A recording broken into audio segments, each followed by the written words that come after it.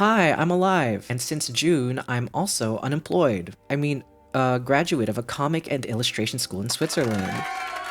While working on my thesis, I knew I wanted to make a video about the experience because I always enjoy seeing the process behind creative projects. I also thought it'd be interesting to document as this would be my first ever really big long-term project. Well, 6 months, but that's the longest I've ever worked on a single thing. So I was interested in keeping track of my progress and seeing how I coped, especially considering my track record with my past art school. So from December 2024 to June 2025, I recorded a sort of audio diary about my thesis with the goal of compiling all the interesting bits and turning it into a video. Here's the thing though, the audio's garbage, not the sound quality, I mean the things I was saying. It was all directionless rambling where I was constantly losing my train of thought, virtually never making a point and frequently repeating myself. The raw audio put together was over 6 hours long. Partway through editing, I thought nobody's gonna want to listen to this and abandoned the project. But I'm back with a script this time. I don't think the audio diary is going to see the light of day, which may seem like a shame, but believe me, I was getting frustrated with myself. It's for the best that I don't put anyone else through it.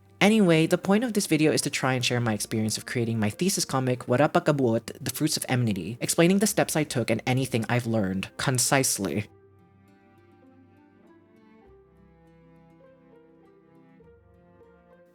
For context, I went to this school. I would say it out loud, but I don't feel like speaking French, sorry. It's a 2-year specialized course focused on, you're not gonna believe this, comics and illustration. That said, there are also classes on animation, economy, law, and project management, so that once you graduate, you've got all the skills you need to be an independent artist. Ideally, anyway. The second semester of the second year is dedicated to the thesis, which counts for 50% of our grade, if I remember correctly. I didn't really pay close attention to the grades while at school. The dates have changed a bit as the school evolved, but for my class, we officially kicked the project off December 16th, 2024. The things we had to do for our thesis was a minimum 25-page comic or illustrated book with text. We could choose to make something original or adapt an existing text. Documentation explaining our process, references, and inspirations, a 15 to 20 second long animation promoting our book, and an exhibit space. Then we also had a spoken exam to test our ability to analyze comics and our knowledge of comic culture in general, as well as present our thesis to a jury consisting of 2 chief editors from publishers partnered with the school, a recognized professional comic artist, 2 professors, and the school's dean. A coordinator from another partnered school was also supposed to be there, but he was sick. All of these things hit mid-June, so not counting vacation, we had about 4 months to do everything. Officially, you're not supposed to start working on the thesis before the 16th of December, but they can't stop you from thinking about it. You're also not really supposed to work on it outside of school, but, well, let's just say I didn't get to have any vacation during the latter half of my thesis. There are a few steps I didn't share, but I'll explain them all as I go over the timeline of my project.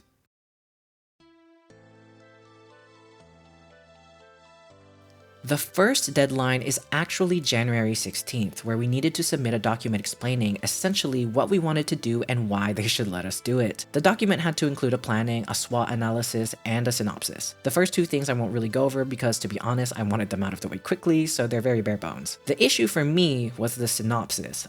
I don't think I've mentioned that I did my entire thesis in French. I live in a French-speaking country. It's never stated anywhere that I couldn't do it in English, but I was strongly encouraged to do it in French. I hate writing in French. Plus, in the beginning, I didn't actually have a solid idea for the story, so I didn't have anything I could turn into a synopsis. All I knew is that I wanted to make an original story inspired by pre-colonial Filipino culture and mythology. Up until that point, I had never really done any true fantasy stuff. I had mostly done contemporary melancholy comics, sometimes with fantastical elements. In fact, at the end of my first year, entirely for fun, I made a 60-page autobiographical zine about my identity as diaspora in relation to the Philippines and reclaiming one's culture. So when it was time for me to work on my thesis, I didn't want to do that, but again, my first love has always been fantasy, and with a growing desire to create art inspired by the Philippines, making a Filipino fantasy comic was basically a no-brainer. Now here's where I go on my big long rant about representation. As proud as I am to have made my comic, it doesn't make me blind to its flaws. Yes, it's a fantasy. No, it doesn't need to be perfectly historically accurate. But it's important that my representation is respectful. Lacking any expertise on pre-colonial Philippines, I can't confidently say that my comic is good representation, regardless of my intentions. Because of the short time frame and lacking people with deeper knowledge to teach me, my research process mostly consisted of reading bits of Barangay by William Henry Scott, looking at articles online and making barely educated guesses. Researching this stuff is a lot of work, and as a student who can't afford that kind of labor, I didn't feel comfortable trying to get any additional additional help. It's inevitable that I get a lot of things wrong, but making mistakes is part of the process, and if I let that stop me, I'll never get to make anything. At the end of the day, my thesis just needed to be completed, not conceptually perfect, and I'll be able to make more well-researched projects in the future. That said, most people who'll read my comic won't have any knowledge on pre-colonial Philippines, so I listed my references in my author's note and did my best to make it abundantly clear that I am not an expert. Besides being concerned about what others took away from my comics, I had to worry about who I was taking from and why. The Philippines wasn't always a single country.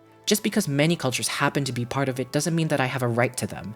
Especially since there are many indigenous groups in the Philippines who are fighting to keep their cultural heritage in an age where it is either ridiculed or commodified. As a city boy who grew up mostly outside of the Philippines, I wanted to be mindful of this and at the very least draw inspiration from an ethnic group I plausibly have a connection to. For the sake of transparency, I'm going to list out what I have managed to learn from my parents, then what choice I ended up making. My dad is Tagalog as well as my paternal grandparents from Batangas. My mother's Kapampangan, Bicolano, and Chinese. I don't know if we have any ties to any indigenous peoples, but I'm leaning towards no. Also, I'm not advocating for everyone to share personal information to justify what they draw or write, not just regarding ethnicity but also diagnoses, trauma, or other deeply personal matters. Anyway, I didn't grow up hearing folk tales about the Philippines. Since I've started showing interest in our culture, my parents have started telling me about it. But they grew up in the city, so they mostly had urban legends to share. For my thesis, I wanted something that didn't center Tagalog as that's the assumed linguistic and cultural default for people outside of the Philippines. And in my personal work, I tend to draw inspiration from Kapampangan mythology. So I felt it was fitting to draw inspiration from Bicolano mythology. I ended up basing my story loosely off of the Ibalong epic of Bicol, since I felt like there was a lot for me to reinterpret. That said, I did include a few things that aren't featured in the Ibalong epic, like Adiwata and the Bakunawa, partially so there would be further degrees of separation from the legend and my work, partially because they were cool inclusions for me. From there, I formed the basis of my story. A guy wants to avenge his father, kills monsters as a form of training, and an ending leaning towards optimism and solidarity. It was for the best that I kept things simple so that I would have a relatively low page count. Not only for the feasibility of the project, but also so I had less opportunities for representation blunders.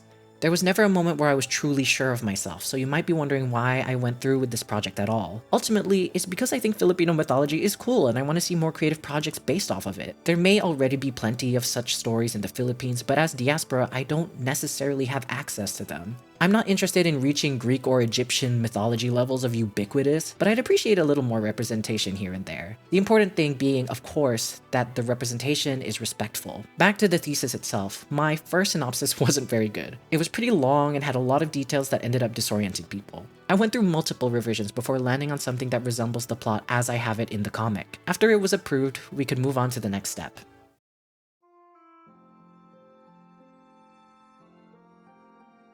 The next deadline is sort of a two-parter. On the 5th of March, we had to submit the storyboard for our entire comic. Then, on the 18th, we had to present it to a jury, composed entirely of our professors, wherein we would explain our wants, goals, and any additional information to help them understand our project. It sounds like a really big deal, but it isn't.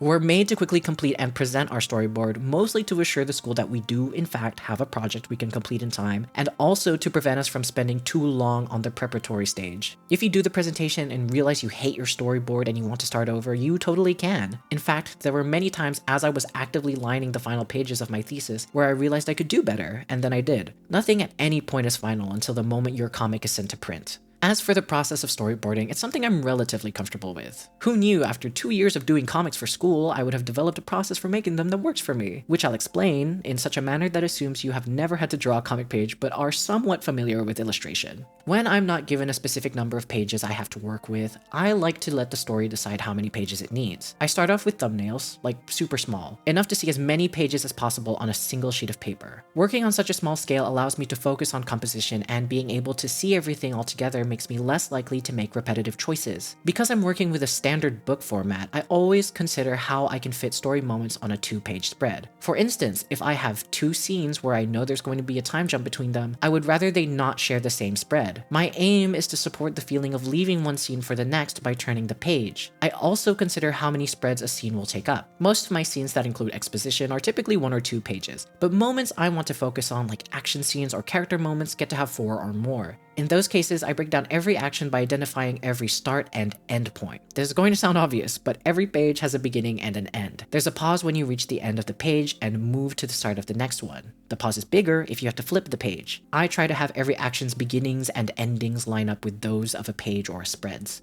The pauses as you move from one page to the next create emphasis, so I always like to put important moments there. I'm also conscious of the fact that the reader can see everything on the page, whether I want them to or not. So if I want to surprise them, I always leave it for the next spread. I really hope this made sense. If not, I'll surely have accompanying visuals. As for paneling, I also like to consider how they all look together in a spread. I try to keep the layouts relatively varied unless I can find a reason for similar or symmetrical paneling. I won't go into the specifics because the way I decide panels are usually vibes plus art composition principles. The short of it is, the bigger the panel, the bigger the moment. I also like to use shapes to reinforce movement, so action scenes tend to be paneled with funny trapezoids or parallelograms. Sometimes, when I can get away with it, I like to do aesthetic paneling that doesn't necessarily reinforce the way you're supposed to read the page. I just think it's fun and it looks cool. None of these are hard rules. These are just things I like to keep in mind when I'm working. The storyboarding went pretty smoothly for me. There weren't many scenes I struggled with besides the action stuff, and I followed my synopsis pretty closely. However, it wasn't totally painless. I mean that literally. My wrist started to hurt while I was working, and I would continue to have on and off wrist pain throughout the entire making of my comic. Fortunately, or unfortunately, I decided to work on A3 paper for my sketches and line art, meaning I didn't have a lot of very small detailing to do, and I was basically forced to use the full range of motion in my arm rather than just my wrist to draw. That being said, I had a lot more surface to draw on than if I had worked on a smaller format. You win some, you lose some. I never had any wrist pain before while at school, but it didn't totally come out of nowhere either. I actually had wrist pain since I was 15 years old, and back then, I never really took proper steps to heal my wrist. Even now, about 4 months after finishing my thesis, I still have wrist pain that keeps me from drawing for too long. Anyway, considering the amount of work I had given myself, taking a proper break wasn't an option. I could have postponed my thesis for next year, but I wouldn't be allowed to continue the project I had started. I was also feeling pretty burnt out, so I wasn't too keen on prolonging my time in school. For as much good it did for me, it did leave me feeling like a zombie at the end of every week. So I was determined to do my thesis that year, which meant that I had to power through my pain. Of course, it'd all be in vain if I pushed myself too hard and sent myself to the hospital. I took frequent breaks, making sure to stretch and stay hydrated. I was already doing the worst possible thing for myself, so the least I could do was damage control. Artists, remember to take care of yourself. Taking a 2-week break from your art if you can afford to is better than straining yourself into never being able to do it again. I managed to complete my storyboard in time, so about a week later I had my presentation, and it went pretty well. In my last art school, I was forced to do many a presentation and have since gotten relatively good at improvising. That doesn't mean I'm never nervous. Spoilers for my final presentation, I was shaking so bad that I had to lampshade myself so the jury could focus on what I was saying rather than my physical impersonation of a wet chihuahua. I had prepared a little PowerPoint with references so my very white jury could have some understanding of my cultural background. They did commend me for having such a detailed storyboard. I'm not so sure about that, but no one benefits from turning down a compliment.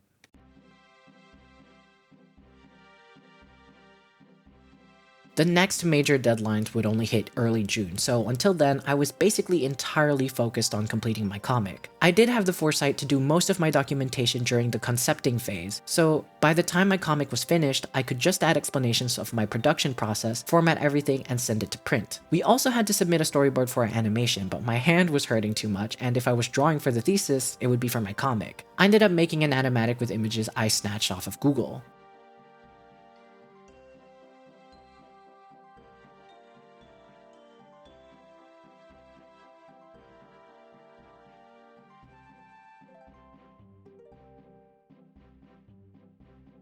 Otherwise, I didn't even think about the animation until about a week before it was due. Back to the comic itself. It was a process. Having completed the storyboard, I had to do the line art and color. Did I mention I was making a fully colored comic? Perhaps overly ambitious, but I knew coloring would go smoothly for me because that's something I'm relatively comfortable with. What I was really worried about was the line art, because I'm really not good at it. I have a slight tremor, so on bad days, I can't quite predict if the pen will land on the paper where I want it to. Due to my pain, I only ever had bad days. I wouldn't say I lacked line confidence, more so line correctness. I am capable of drawing long lines that aren't so wobbly. It's just a gamble whether or not it ends up where I want it to. This wouldn't be a problem if I worked digitally, but I didn't want to for many reasons. Sure, I'd be able to make my lines perfect, but then I'd be wasting my time making my lines perfect. My iPad also kind of sucks. It's old, it superheats, it has a short battery life, and it takes a while to charge. It also doesn't charge while I'm using it sometimes. It's pretty unreliable. If I could only get 3 hours of line art every day, I wouldn't be doing anything. I was also just really enamored with the idea of having originals as a physical memento of my work. Unfortunately for me, like I said earlier, I decided that I would work on A3 paper. Since I wanted the printed comic to be bigger than A4, I decided to work on a larger format so that once it was to scale, there wouldn't be a drop in quality. Yes, I know I could have scanned my smaller pages at a higher resolution. I also did it for bragging rights. I didn't count on my wrist pain reawakening, you see. Of course, I could have always pivoted to work on a smaller format, but after lining the first 2 pages, I was so proud of the result that I had to keep going. So regardless of how much I struggled, it always felt worth it to me. One of the requirements of the thesis is to have it printed, so as soon as I had my page count and format, I had already started emailing a printing service. The physical comic was due the 10th of June. Therefore, I needed to finish my comic earlier so the printers could print and assemble my comic. My ideal was to have everything done and sent to print mid-May, so that there would be a lot of wiggle room in case the printing service ran into problems. Of course, because I was hurting mentally and physically the entire line art process, that phase took up much more time than I had anticipated. I ended up finishing all 62 pages of line art on the 5th of May. I asked the printer when was the latest I could send my comic to print, and I was given the 23rd of May. I had a little over 2 weeks to not only color my comic, but also add all the text and design a cover. I had professors try to convince me to stick to black and white, but when you're paying an obscene amount of money on printing, you have to get your money's worth. And to me, that meant getting a full color comic. Now, I'm relatively confident in my ability to color quickly, but that wouldn't matter if I was making bad color choices. Also, due to the layer limitations on Procreate, I wouldn't necessarily be able to isolate every color or make much use of clipping masks. Another concern is the colors looking too flat. I always want to have some kind of texture in my art. I could throw a filter on top of everything, but that won't necessarily keep it from looking flat. If anything, digital textures could make it look even more artificial if I used them wrong. Luckily for me, I thought about all this before I had even started the line art. My solution? Gradient maps. I'm not sure if it's a function every drawing program has. I know for sure Procreate and Photoshop have them. I assume a program like Clip Studio does too. If you don't know, it's a filter that adds color to your image. You make a gradient, and depending on where the colors are placed on that gradient, it'll apply that color to the corresponding value. If that explanation wasn't clear, I hope the visual made up for it. As for the texture, I ended up making my own with gouache and watercolors and inserted them into my drawings. I could edit the values as needed, the texture was subtle enough to add interest without being totally distracting, and I could even use it to imply shading at times. There were some places I didn't use the gradient maps, like on the skin, because I wouldn't be able to fit the skin tones in the gradient without things looking weird. Also, to prevent the watercolor textures from overwhelming the images. This method allowed me to do a lot of coloring with consistent color palettes and minimal layer usage. If you use Procreate, you might be thinking to yourself that I still have way more layers than I should if I was really working in A3. And you'd be right. To color, I actually reduced the files to the size they would be for print. If you're now wondering if that negatively impacted the quality of my line art, it did. On my iPad, it was all crunchy. But wasn't the entire point of working big to make sure I had high quality line art? Yes, which is why I actually have a duplicate of the line art at an obscenely high resolution in bitmap. When I was done with the color, I reinserted the line art on Photoshop. One of my professors actually told me to do this, so shout out to him. My iPad did crash 2 or 3 times while I was coloring, but it all worked out in the end. I managed to complete my coloring 3 days before I had to send my comic to my printer. I was in a rush to complete the final steps of my comic, so I'll go over them just as quickly. For the cover, I had actually done some concepts before then, so I didn't lose any time on finding an idea. I lined and colored it the same way as I did the comic pages and made a separate PDF to send to the printer. Did I mention I was doing a hardcover? Yeah. Anyway, I quickly made my own font with a website called Calligrapher, wrote all the text and placed it in InDesign, exported the text and drew bubbles to fit them on my iPad, then re-exported the bubbles without the text back into InDesign and fit them to the pages. Unfortunately for me, because I exported the text as a PDF, it didn't keep the same dimensions as the page, so I had to resize everything ever so slightly to fit. I was doing all the text the morning my PDF was due, and I was so anxious. I was futzing, I was stalling, I kept finding little tiny things that needed tweaking. But around noon, I finally locked in and sent my PDF to print. I was finally free, except I wasn't because I had the documentation and animation to complete. Since I collected and wrote all of my descriptions for my references during the concepting phase, all I had left was to write out my process and a self-assessment. I still spent a good week writing and formatting everything, but it was a stress-free process and a much-needed break from drawing.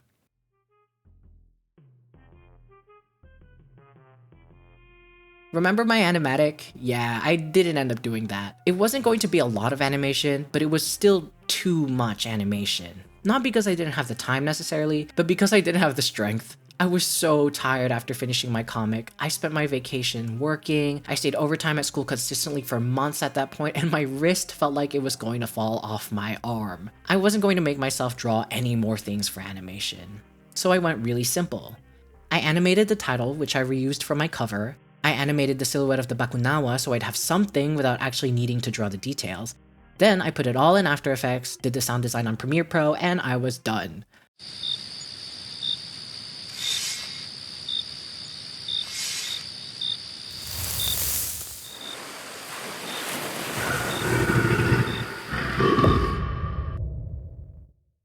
I wrapped up the animation in like 2 days. I even submitted it about a week in advance, I think. The rest of the time was actually spent working on my documentation. Am I disappointed to not have gone with my original idea? Yeah, my animation is a bit too vague for my taste, but there was no way I was going to succeed with my original idea, not without overworking myself further. I had actually thought about taking panels from my comic and animating them, but there was a big risk of quality issues and warping that I didn't want to deal with.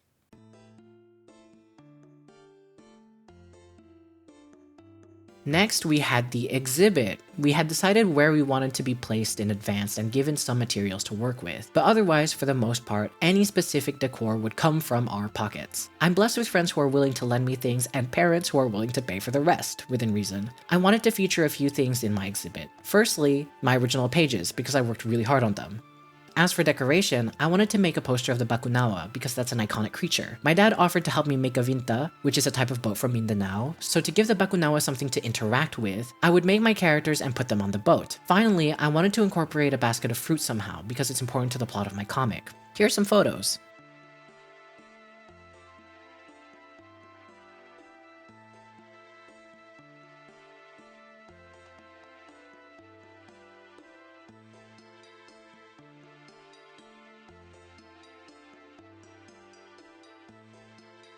My friend lent me the basket, I painted the Bakunawa and fruits, I drew my characters on my iPad, printed them, and stuck them on some cardboard. I also bought a scarf to use as decoration from a Filipino store in a different part of Switzerland, which I had delivered to me. Full disclosure, I have no idea what culture the scarf comes from, if any. The site didn't list where they got it or who made it, and I'm not knowledgeable enough in Filipino textiles to make a guess. Assuming it really did come from a Filipino weaver. Since I was only using it for decoration, not necessarily aiming to highlight the textile itself, I decided it would work well enough for my purposes.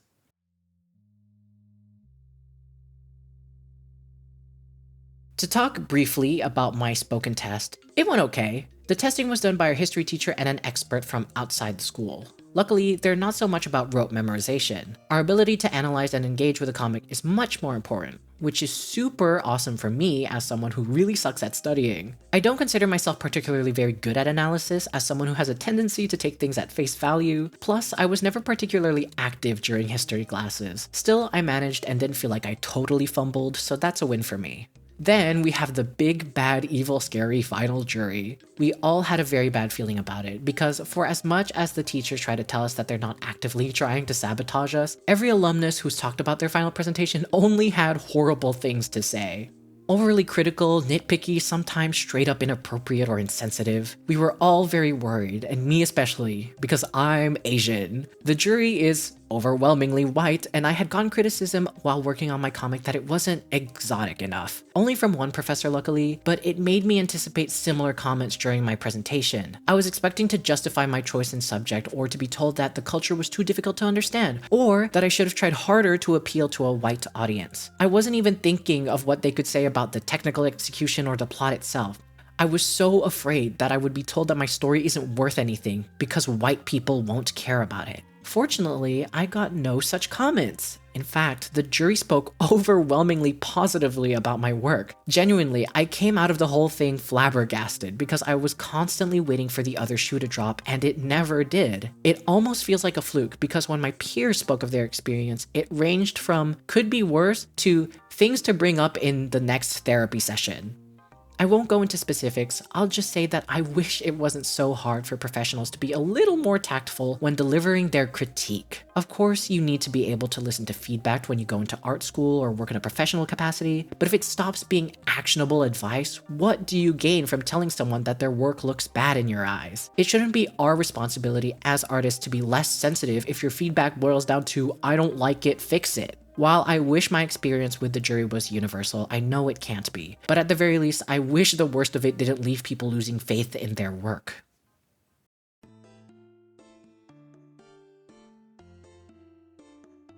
Before our graduation ceremony, we have a little vernissage to celebrate completing the thesis and give us an opportunity to present our work to the public. It went smoothly, but something a little silly did happen. For context, we're allowed and encouraged to sell copies of our thesis. A couple people had actually asked me to buy mine early into the event, which was pretty exciting and unexpected. We were all signing our copies by doing personalized little drawings, and I was taking some time because I had a lot of real estate and decided to draw 1 or 2 characters for every signature. The way the event would go is the director and dean would do their little speeches, then pass off the mic to us to say something about our project, then we would all be free to eat and drink. When the director started his speech, I was on the floor focused on my drawing. I was almost done, so I decided I would finish it before getting up and joining the crowd. My exhibit is kind of in the middle, but not really. I was sure they would start from the corners or something, but when I looked up, I saw that everyone was surrounding my exhibit. I was so embarrassed that I ran into the crowd to sort of hide and recenter before I had to talk in front of everyone. I was really nervous because I thought I would have a bit more time before speaking to get a feel for what I was supposed to say or for how long I needed to talk from someone else. But I had to figure it all out on the spot. Bonjour tout le monde. Donc, voici mon travail de diplôme. Voilà, pas de capot haute. Les feuilles de la roca. Voilà, pas de capot haute. Et du picolano, qui veut dire sans générosité. Ou sans gentillesse. Je voulais faire quelque chose qui parlait des relations de vivre en communauté, qui tirait sur la culture et la folklore filipino. Parce que c'est quelque chose qui est très peu connu, à la fois aux Philippines, autant qu'ici. Et c'est quelque chose qui me tient beaucoup à cœur. Et je voulais vraiment le mettre en avant ici avec ma toute première BD. Donc voilà, merci beaucoup à tout le monde.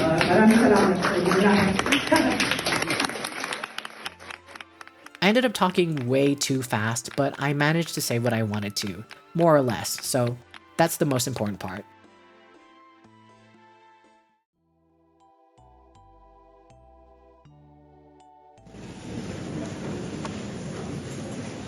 Nous commençons avec Azriel Barrientos, qui obtient son diplôme avec mention bien. Je ne sais pas si je vais... The graduation ceremony, besides being where we'd receive our diplomas, is where we learned if we won any prizes or a publishing deal. I did win a prize, a 100 Swiss franc voucher for a local comic store. You can probably see in the clip how shocked I was and also how much I didn't know what to do with myself on stage. Anyway, compared to those who got publishing deals or a gallery space, a voucher doesn't seem like much, but it was honestly the ideal for me. Getting published or having an exhibit in a small gallery are incredible opportunities that I honestly don't think I would have been able to make the most of. Obviously, if I won either one of those, I would have done my best to follow through, but I'm glad that I basically got a big thumbs up for my work and sent home to rest, which I desperately need. Besides, I'm not surprised I didn't win a publishing deal. My comic is very publishing unfriendly. Ignoring the not attractive enough to a Western audience argument, the object is incredibly costly to produce, not a super attractive quality for a debut. I'm also glad that this comic isn't my commercial debut. I don't have to compromise any part of my comic for marketing or to fit an editor's vision. I also get to keep the distribution of it on a small scale. I'm very proud of my work, but I'm not so confident in the research behind it, so if I'm accidentally sharing misinformation, at least it won't spread too far. I know it's bad practice to speak ill of your work, especially if you want people to buy it, but representation is a big deal. I like to think that I did a pretty okay job, but that's not for me to decide. I only have a little over 20 copies left of my thesis, I think. I don't plan on reprinting it ever because, like I said, it's super expensive. I'll be selling them in some events near where I live, but otherwise, unless you know me or someone who knows me and live in Switzerland, you're not gonna get my thesis. Until I overcome my fear of shipping, it's not leaving the country. Also, it's in French. I imagine most of the people who watch this video won't be able to read it. I would like to translate it to English, but I either need InDesign or a PDF editor. And I have neither. I don't have a job and I can't justify the cost of Adobe subscriptions right now. Speaking of costs, I brought up money several times and I think it's worth talking about. The school doesn't help you financially, but they require you to print your comic. You can do the bare minimum amount of pages and print your thesis on copy paper with the dookie black and white free one at school. That's not against the rules, but that sucks. Also, part of the grade is on the presentation of your work. You're not gonna fail because of it, but it adds to the pressure of wanting to make something nice. I'm extremely privileged to be able to afford the printing fee for my comic, which I've been dancing around this whole time, but no more. 40 copies of my full color comic, that's 23 by 34 centimeters with a hardcover and 68 pages inside, cost 2,900 Swiss francs. It's a lot of money, especially for a student. Not everyone paid such amounts because they worked on smaller formats, had soft covers, and or worked in black and white. It's a point of contention that a big part of the quality of someone's output is limited to their wallet. At least so far, no one has failed because they didn't spend a ton on their thesis, and presumably, no one ever will. In fact, the only reason people fail is because of burnout, which isn't good. This is going to sound incredibly preachy coming from the guy who made a big full-color comic, and I apologize. We put a lot of onus on the school for expecting us to make amazing comics in 4 months and on a tight budget, but the pressure comes from us. If we follow the minimum requirements, we pass. A grade only matters in the context of school, and there's nothing stopping us from making our 300-page fully colored magnum opus once we've graduated. But when we see other students pour their heart and soul into their thesis and deliver comics that are 600, 800, 200 pages, we want to do the same thing. My thesis was ridiculously expensive and labor intensive, but not because the school pressured me into it. In fact, my professors were constantly trying to talk me out of doing stuff that would be too much, be it from my wallet or my workload. But I was stubborn and I wanted to do the big, stupid, expensive comic because I could. Of course, it's easy for me to say because I got to choose between doing the bare minimum and doing the absolute most. It sucks to have your options limited by things outside of your control, so in the future, I'd wish the school could do more for students with less means.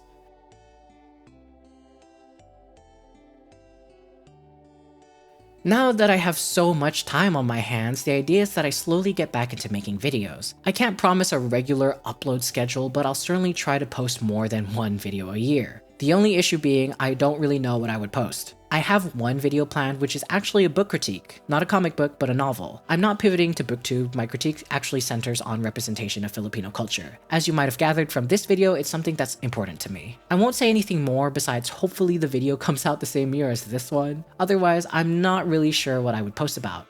I don't want to only make stuff about Filipino representation or culture simply because I'm not knowledgeable enough to comfortably make that my thing. Same goes for commentary on comics. I just don't read enough for that to work out. I'd love to talk more about my projects in the future, but say it with me, I'm burnt out and my wrist hurts. It'll probably be a really long time before I make a video like this again. I could go back to making Genshin Impact art and design stuff, but the amount of research it'd take for me to appropriately redesign one of their characters is work that I'd rather be putting in my own projects. Maybe I'll make an updated video of my fan OCs. They have changed a lot since the last one I made about them. Something that I'd love to do is critique stuff because I love watching videos of professionals critiquing others' work. But I'm not a professional and I don't think anyone's clamoring to send me their work for feedback. Plans for this channel are very nebulous right now, but I'll figure things out. If you'd like to support me in the meantime, check out my Ko-fi. I have some digital comics and sketchbooks available in my shop. Maybe my thesis will be there one day, who knows? Otherwise, you can find information on my thesis and other stuff I've done on my website. If you like my art, you can follow me on Instagram and Blue Sky, where I'm most active, and if you really like my art, you can commission me. I'm considering opening comic page commissions at some point. I just need to figure out pricing. If you want to know whether I actually managed to make a second video this year, be sure to subscribe. Thanks for watching.